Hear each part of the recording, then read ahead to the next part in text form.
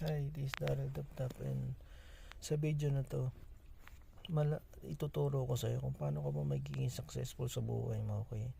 So kung napapansin mo, bakit yung mga ibang tao napaka-successful nila, parang napakadali lang sa kanilang gumawa ng wealth, gumawa ng malaking income sa buhay nila. So here's why. Okay, so kasi sinusunod nila yung emotion nila. Okay, kasi pag sinusunod mo yung emotion mo, ang emotion kasi natin nakakonekta yan sa universe. Okay, so kung anong emotion mo, yun yung igagalaw ng katawan mo. So kung ano yung nararamdaman mo at yun ang igagalaw ng katawan mo, hindi ka napapagod sa ginagawa mo. Okay, so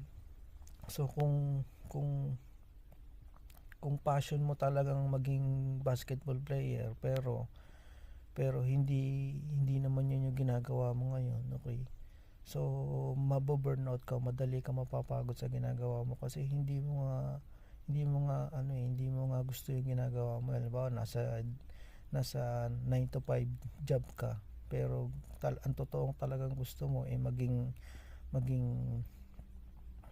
sabihin na natin maging basketball player, pero ang ginagawa mo ngayon hindi naman wala ka doon sa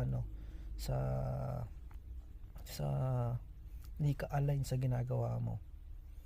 So hindi ka tatagal doon kasi hindi nga yun yung gusto mong gawin. Okay, so yung universe kasi yan yung nagsasabi sa atin, sa isip natin, na kung nakakonekta siya sa damdamin natin, nakakonekta siya sa emotion natin. So kung ano yung emotion mo,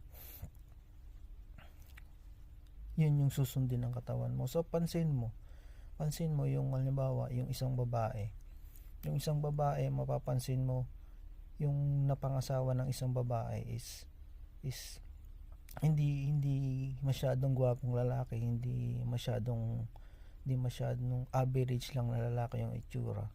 Bakit niya ginusto yun? Kasi sinunod niya yung damdamin niya. Okay, so ganon din sa buhay, ganon din sa career, ganon din sa kung gusto mo talaga maging successful sa buhay mo, sundin mo yung damdamin mo, kasi yung damdamin mo yun yung subconscious mind. Okay, so ang conscious mind, yun naman yung natutunan mo sa pag-aaral, natutunan mo sa mga